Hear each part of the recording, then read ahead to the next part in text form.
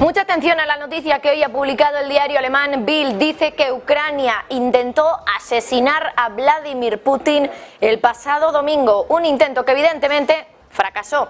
Se trataba de un dron UJ-22, un dron con alcance medio de hasta 800 kilómetros y efectivamente su objetivo estaba dentro de ese rango. Era un parque industrial de nueva construcción cerca de Moscú, a 500 kilómetros de Ucrania, donde Ucrania creía que iba a estar Vladimir Putin. Se lo contamos en detalle enseguida.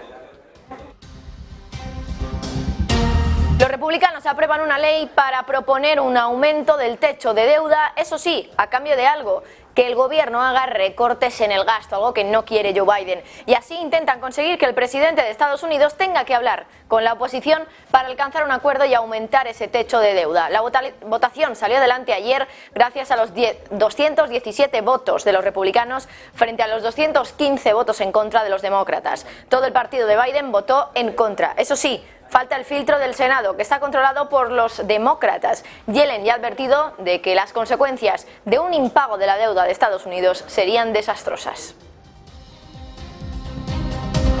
Y hoy el mundo, Estados Unidos también, está pendiente del dato que sale a las 2:30 de la tarde. Dato de PIB, va a ser la lectura preliminar, es decir, la primera lectura del dato del primer trimestre de este año. Y se espera que en este dato la economía de Estados Unidos se haya desacelerado ligeramente hasta el 2% frente al 2,6% del trimestre anterior. Se lo contamos enseguida.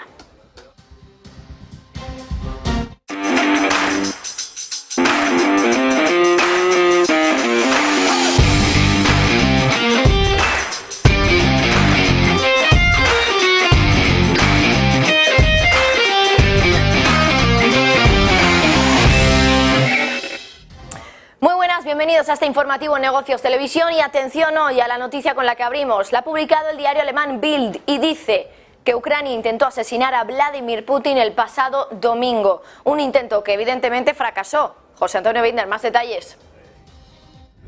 Buenos días, es la última hora que ahora mismo está dando la vuelta y sobre todo tensionando todavía más la situación en la guerra de Ucrania.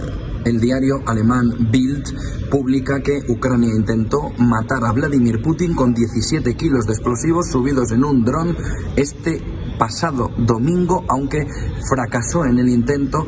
Intentó a 500 kilómetros de la frontera de Ucrania lanzar uno de sus drones más avanzados. Tiene una autonomía de hasta 800 kilómetros, de tal manera que llegaba fácil al punto donde esperaban, según información del servicio secreto ucraniano, encontrar a Vladimir Putin el domingo haciendo una visita a un nuevo parque industrial. Vladimir Putin no acudió a ese parque industrial y, por tanto, ese movimiento para intentar el asesinato de Vladimir Putin este pasado domingo fracasó por parte de los servicios de inteligencia ucranianos. La noticia, que ya está por supuesto en Rusia, tiene como reacción principal o como elemento principal lo que Peskov nos había dicho en la rueda de prensa, había comentado en la rueda de prensa alrededor de que Vladimir Putin estaba trabajando tranquilamente lunes en Moscú, de tal manera que estaba teniendo también esa fotografía de que el servicio secreto ucraniano estaba intentando atacar al presidente ruso, a Vladimir Putin. Vladimir Putin no habría ido hasta el miércoles, hasta ayer, a ese polígono industrial ruso,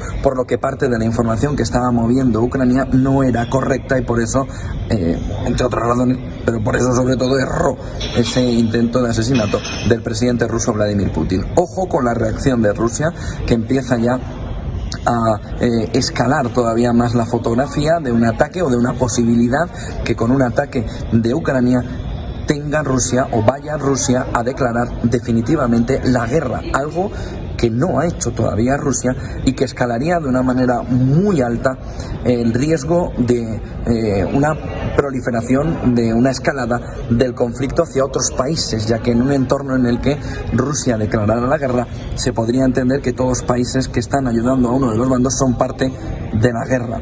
Ojo con la fotografía y la información de Bild, el diario alemán, que está apuntando a ese intento de asesinato de Vladimir Putin este pasado domingo, errado por los servicios de inteligencia ucranianos.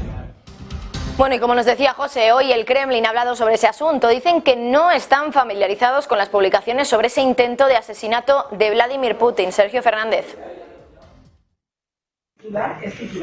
Muy buenas, Marta. Ojo con esta noticia porque puede traer mucha cola, y es que según la investigación del diario Bild, el servicio secreto ucraniano intentó matar al presidente ruso Vladimir Putin con un dron kamikaze este mismo domingo. Aunque el intento de asesinato fracasó, las autoridades rusas lo mantienen en secreto. De hecho, el Kremlin ha dicho que no está familiarizado con el asunto. ¿Pero qué fue lo que pasó? Pues mira, un dron UJ-22 despegó en Ucrania el domingo por la tarde. Es el dron de alcance medio ucraniano más moderno, con un alcance de hasta 800 kilómetros. ¿Cuál era su objetivo? Un parque industrial de nueva construcción cerca de Moscú, a 500 kilómetros de Ucrania. Así que las cifras, desde luego que cuadran. Las grabaciones muestran que había 30 bloques explosivos C4 con un peso total de 17 kilos a bordo de este dron. Las cargas explosivas del tipo M112 son utilizadas por el ejército estadounidense y las fuerzas armadas de Canadá, entre otros ejércitos. El activista ucraniano Yuri Romanenko, de quien se dice que tiene estrechos vínculos con los servicios de inteligencia de Kiev, dijo en una carta que se responsabilizaba de este intento de asesinato. Sin embargo, no está claro si el jefe del Estado de Rusia quería visitar el parque industrial el domingo o solo el lunes. Por razones de seguridad, las visitas de Putin a veces se llevan a cabo el día anterior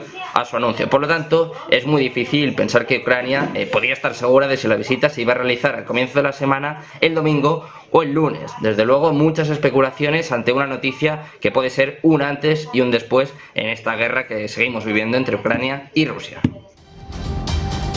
Y vuelve la tensión entre Alemania y China tras un oasis en el desierto, con la visita de distintos líderes europeos a Pekín, y que parecía que había destensionado un poquito esa relación. Ahora hemos conocido que Alemania está en conversaciones para limitar la exportación de productos químicos a China que se utilizan para fabricar semiconductores, es decir, algo clave para la economía china. Una medida más de Berlín para intensificar los esfuerzos para reducir su exposición a los semiconductores. Bueno, como les decimos, una medida que pues hemos conocido en la jornada de hoy y que pues es propuesta por parte de Olaf Scholz. Es parte de un paquete de medidas que el gobierno del canciller está discutiendo y que cortaría el acceso de China a los bienes y servicios necesarios para la producción de semiconductores avanzados, según varias personas familiarizadas con el asunto que han hablado con Bloomberg. Si se implementa ese paso, limitaría a las empresas alemanas como Merck o BASF de vender algunos de los productos químicos semiconductores a China.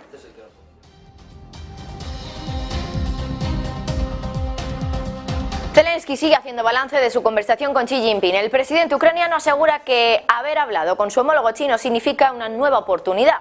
En un vídeo publicado anoche por Zelensky, dijo que ahora hay una oportunidad para dar energía nueva a las relaciones entre Ucrania y China. El ucraniano dice que China tenía la misma visión que su país sobre la libertad de la navegación marítima y del comercio. Además, Zelensky insistió en que Xi Jinping le aseguró que seguiría dándole su apoyo para el acuerdo del grano. Y mientras tanto, Polonia investiga un objeto militar no identificado que fue descubierto en el noroeste del país. Así lo ha anunciado el Ministerio de Defensa en un tuit. Fiscales, policías militares y dragaminas han sido enviados al bosque en un área de 15 kilómetros, 9,3 millas. Las autoridades aseguran, por otra parte, que el objeto no representa un riesgo para los residentes, pero por el momento no se conocen más detalles sobre ese objeto no identificado. Y preocupación en el mundo por la salud de Erdogan. El presidente turco ha cancelado otro día más todos sus compromisos en una agenda en plena campaña, después de enfermar en una entrevista en directo, por cierto, el pasado martes, por una presunta gripe estomacal.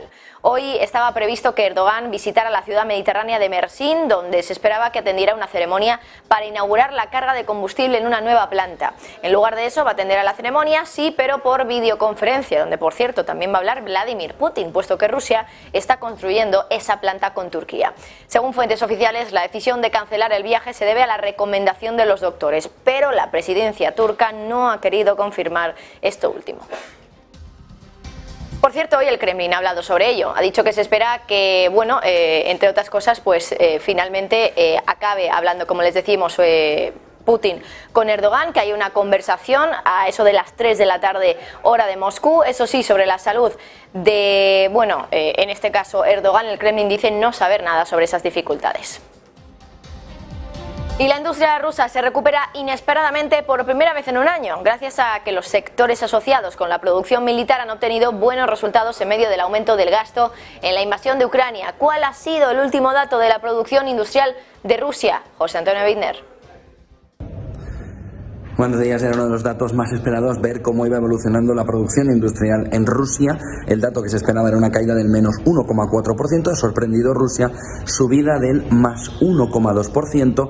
Por primera vez en un año las manufacturas, la industria rusa consigue crecimiento, y lo hace de la mano precisamente de la guerra de Ucrania. El crecimiento sobre todo de metales dedicados sobre todo a la guerra, aunque no se conocía el presupuesto que había aplicado Rusia para la guerra, lo había puesto en una parte como oculta en el presupuesto, así que empezamos a ver que es gran parte del presupuesto se está dirigiendo precisamente a la guerra de Ucrania. El 30% es el crecimiento en los materiales, por ejemplo, de munición que estaría utilizando dentro de ese crecimiento de la producción industrial rusa. Y ojo porque, por ejemplo, computadoras, ordenadores, chips relacionados también con el escenario de la guerra de Ucrania crecen en el entorno del 25%. En total, o la fotografía final es que Rusia por primera vez en un año consigue incrementar la producción industrial. Se esperaba una caída, como les decía, del menos 1,4%, ha conseguido un más 1,2%, que deja a la economía rusa con el primer movimiento al alza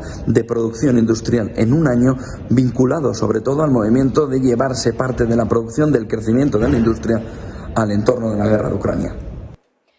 Los fiscales del caso de los papeles del Pentágono creen que Jack Teixeira, el detenido sospechoso, todavía podría tener acceso a material sensible. Han dicho que todavía podría conseguir información clasificada que sería de enorme valor a las naciones hostiles. Dicen que podrían ofrecerle un lugar seguro e intentar facilitar que pueda escapar de Estados Unidos. Insisten en que Teixeira sabe dónde está la información y cómo acceder a ella, y que basándose en sus habilidades informáticas probablemente también sepa cómo difundirla sin ser capturado, al menos inmediatamente.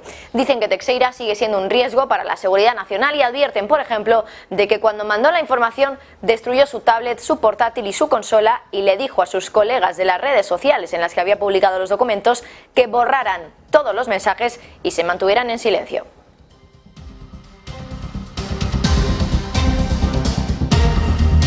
China acusa a Estados Unidos de aumentar las tensiones regionales en el mar de la China Meridional. Un portavoz del Ministerio de Defensa chino ha dicho que Estados Unidos sigue reforzando su despliegue militar en el mar de la China Meridional y está aumentando deliberadamente las tensiones regionales. Un comentario realizado en respuesta a las informaciones que aparecen en medios sobre una declaración conjunta de Estados Unidos y Filipinas en la que se objetaban las reivindicaciones marítimas de China y sus actividades provocadoras en el mar de la China Meridional.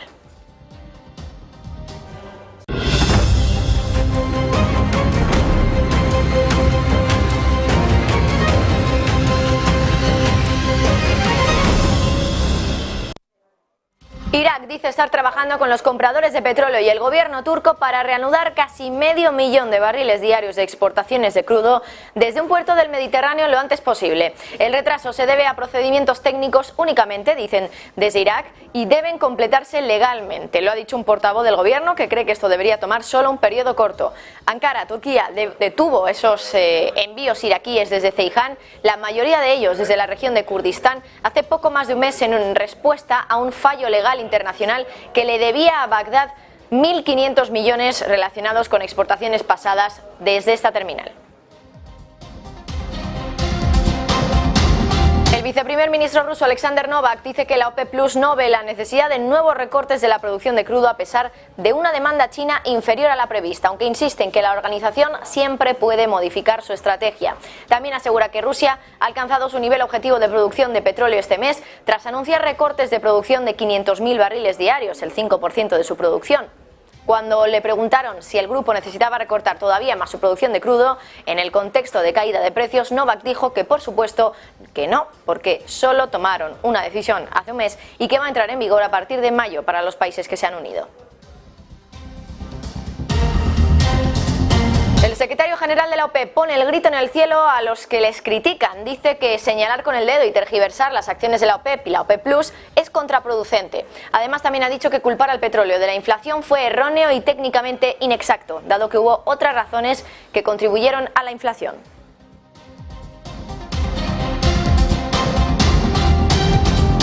Los republicanos aprueban una ley para proponer el aumento del techo de deuda a cambio de que el gobierno haga recortes en el gasto. Así intentan conseguir que Biden tenga que hablar con la oposición para alcanzar un acuerdo y aumentar ese techo de deuda que tanto quieren los demócratas. La votación salió adelante gracias a los 217 votos de los republicanos frente a los 215 en contra de los demócratas. Todo el partido de Joe Biden votó en contra. Eso sí, la ley se espera que no pase el filtro del Senado, que por cierto ya saben está controlado por los demócratas. Pero eso sí puede servir para dar el pistoletazo de salida a las negociaciones entre ambos partidos para aumentar ese techo de deuda. Los republicanos dicen que ellos ya han puesto sus cartas sobre la mesa y que ahora es el turno de Joe Biden. Por cierto, estos días Janet Yellen, la secretaria del Tesoro, se ha mostrado muy seria, avisando de las consecuencias catastróficas que podría tener un default de Estados Unidos. Por ejemplo, ha dicho que provocaría paro masivo, impagos y unos tipos más altos a perpetuidad. Yellen ha recordado que desde 1789 Estados Unidos ha pagado todas sus facturas a tiempo y así debería ser, dijo. También aseguró que un impago provocaría que el gobierno no pudiera financiar el ejército y la seguridad social y provocaría despidos masivos de funcionarios. Yellen también dijo que los hogares correrían el riesgo de impago de hipotecas, coches y tarjetas de crédito, lo que provocaría un colapso de los mercados crediticios estadounidenses. También advirtió de que los tipos podrían subir a perpetuidad. Dice que un impago de su deuda provocaría una catástrofe económica y financiera.